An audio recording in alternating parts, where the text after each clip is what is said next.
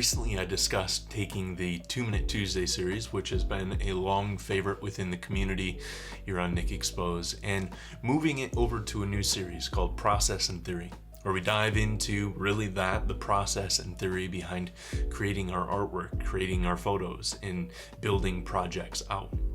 My goal for this series is really kind of introducing topics and then opening up dialogue between you and I, but then also maybe you and the rest of the community. In this episode, I want to take a book that I was reading last year. It's not a photography book, but really started igniting some ideas inside of me and some thoughts on really how we, as I'll speak for myself, how I have approached studying artwork. But I also see this across the board. I think it might be a wider expanse issue than just with me, and you guys will understand what I'm talking about here in a moment. So the book I was talking about is Celebration of the Discipline by Richard Foster. An amazing book. Has nothing to do with photography, but you will see that the topics really play true into our studying of artwork, our progression in our moving into new expressions of our own photographic style or our own artistic creative style. And if you would, I just want to read a little bit out of this chapter. He's talking about study, and specifically about studying books, but you'll see his critique on how we consume information will actually play over extremely well to photography and how we consume art, photos, photo books, and the like. So like I said, I'm just going to read here for a moment. Richard says, studying a book is an extremely complex matter, especially for the novice. As with tennis or typing, when we first learn, it seems there are 1,000 different details to master, and we wonder how on earth will we keep everything in mind at the same time. Once we reach proficiency, however, the mechanics become second nature, and we are able to concentrate on our tennis game or the material to be typed. The same is true when studying a book. Studying is an exacting art involving a labyrinth of details. To convince people that they must learn to study is the major obstacle. Most people assume that because they know how to read words, they know how to study. This limited grasp of the nature of study explains why so many people gain so little from reading books. This next part is where we're going to park on for the rest of this video. He continues on to say, when we read a book, 3 intrinsic and 3 extrinsic rules govern our study. The intrinsic rules may, in the beginning, necessitate 3 separate readings, but in time can be done concurrently. The first reading involves understanding the book. What is the author saying? The second reading involves interpreting the book. What does the author mean? And then the third reading involves evaluating the book. Is the author right or wrong? Most of us tend to do the third reading right away and then often neglect to do the first or second readings at all. We give a critical analysis of a book before we understand what it's trying to say, and then we judge a book to be right or wrong before we even interpret its meaning. He continues on and says that the time for critical analysis of a book comes after careful studying, understanding, and interpretation. The intrinsic rules of study, however, are in themselves inadequate. To read successfully, we need the extrinsic aids of experience, other books, and live discussion. And I absolutely love that. And hopefully, as I was reading through this, 1, you stuck around to this part of the video, but 2, you were starting to hear a little bit of how we go about and study photo books. Or he was talking about the first 3 or the intrinsic rules of first understanding the book and then interpreting the book before we ever evaluate the book. I think so often in our own artistic evaluation, we jump to the evaluation process as well. As we scroll through our Instagram feed, or even as we walk through an art exhibition, art gallery, or even a photo book, we're so quick to move on after either dismissing or accepting an image or a piece of art or whatever it might be that we're observing without actually taking the time to study it. So I wanted to present this out to you guys as we go into studying different art forms, photography books, and even images that end up on a feed. Can we do the 3 intrinsic rules first, or the first 2 rather than jumping to the third? First, can we understand the photo? Do we actually take time to realize, as he says here, what is the author saying, but what is the photographer saying? What is the artist saying? Have we read their artist bio? Have we read their manifesto? Have we read through the different things that they're trying to say with their artwork?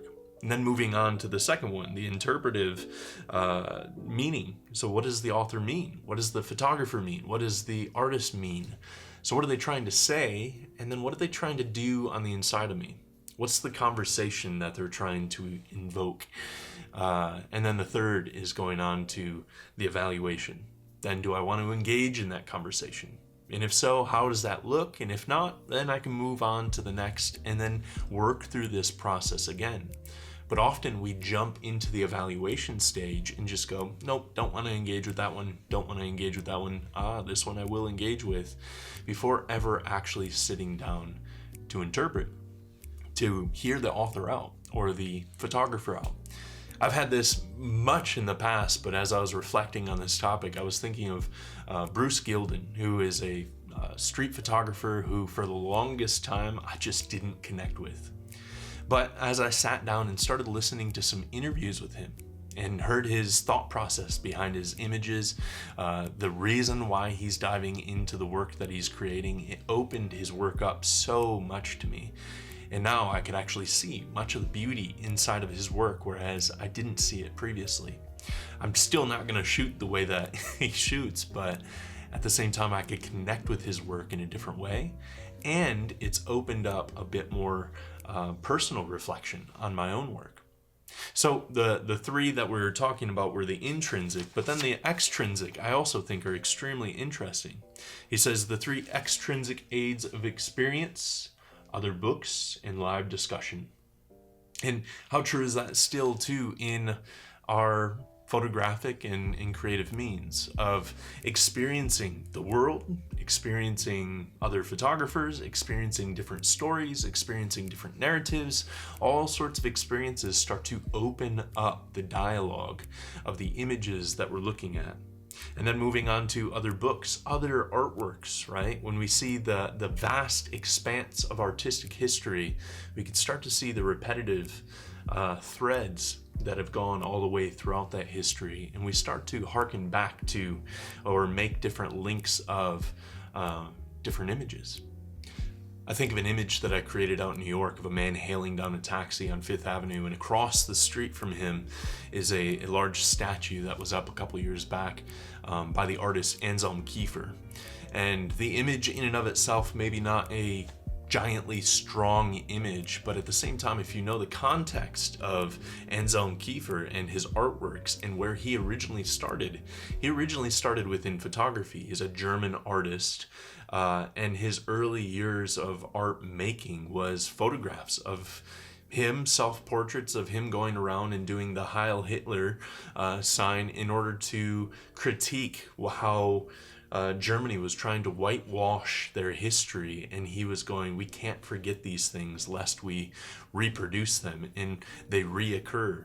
And just the juxtaposition there, or the thread that links the man hailing down a taxi to the history of Anselm Kiefer and his artwork across the street, is just an interesting thing, that when we take time to understand these things and start seeing the giant thread of art throughout history, perhaps it would allow you to appreciate the piece that I made, and maybe even more so the pieces that Anselm, who is an amazing, amazing artist, that he made in a completely different way.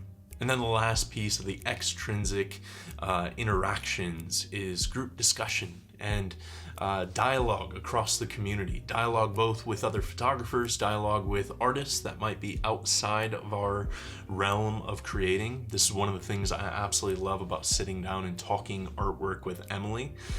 She has done photography, but her artistic expressions tend to go in a much, much different way. And being able to dialogue the artworks that we're experiencing, the artworks that we're stepping into, and different things like that have really opened up much of my own thought process as I get to see through her perspective, her understanding, her art history knowledge. And it's so rewarding. So as we go into studying different things, specifically within the realm of artwork, photography, and other classic forms of artwork, keeping these things in mind would be extremely beneficial. A couple books that I wanted to point out before we end this video. There's a great book called How to Visit an Art Museum by a guy named Johan Idema. I think that's how you say his name. And a couple quotes, and it's kind of a quote book, but then also different blurbs of thoughts on how to actually go in and observe, interpret, and absorb art. A couple different quotes that stood out to me in this book is, standing in front of an artwork and observing it does not necessarily equal making sense of it. And again, going behind the artwork and actually understanding what is the creator trying to offer, what is he trying to offer in dialogue. Another quote was, if I could pull it up here, devote time to truly getting to know a few artworks. Consider the museum a menu and not a checklist. And I've been guilty of that myself. When we went to MoMA, I tried to see everything inside of it. When I go to art museums, I tend to move from piece to piece to piece. But I have another book that I want to bring up in a different episode of a guy who sat in front of Rembrandt's Prodigal Son painting and spent hours upon hours just absorbing it, reflecting on it, and diving into it. And I'm curious of what that would look like for us to do within art museums, but then also photo books. What would it look like to simply open a photo book and spend hours on just one image versus trying to get through the entire book, observing, absorbing, before we ever get to the critiquing and the moving on. A couple other books that I want to point out within photography, but I hope that you'll take these concepts and really apply them to the larger art world. But Suzanne Sontag's On Photography is an amazing book, just reflecting on the depth of photography. And then you could get a couple other books on interviews with master photographers that really kind of help to open up their thought process behind their artwork. And they might be photographers that you don't necessarily understand their artworks. In sitting in these interviews, trying to see from their perspective, empathize with them, and put yourself in their shoes will help to open up their works even more to you. But this is an older book called Interviews with Master Photographers. It's got all sorts of interviews in here. Elliot Erwitt, Yusuf Karsh, Arnold Newman, an amazing one. Another one like it is called Vision in Images. This one's by Barbara Diamondstein. This has Cornel Kappa, Elliot Erwitt, Andre Cortez, Ray Metzger, Joel Meyerowitz, Gary Winogrand. I think this one also has Ralph Gibson. I think actually they both have Ralph Gibson in it. But incredible resources to dive into. And if I can find links to these books, I'll leave those down below. But I'd love to hear what you guys think about this as we go in and dialogue on images, as we go in and absorb images. Could we maybe slow down as we scroll through a feed or as we walk through an art gallery and start asking deeper questions to put ourselves in the position of the photographer, of the creative, of the artist, to dialogue with what it is that they're trying to offer to us, and what would that do for our own photography? So I hope you found this beneficial. I look forward to reading your comments down below. If you've read some books that have opened up kind of this topic for you, or if you have different artists that you've since grown to understand and enjoy, but maybe you first started off kind of critiquing and being closed-minded, or different photo books that as you spent more time with it, they developed out for you. I would love to hear those in the comments down below. But anyways, this is the first episode. I'd love to hear what you guys think about this episode of Process and Theory. I will see you guys on the next episode, whenever that is. I love you guys. Peace.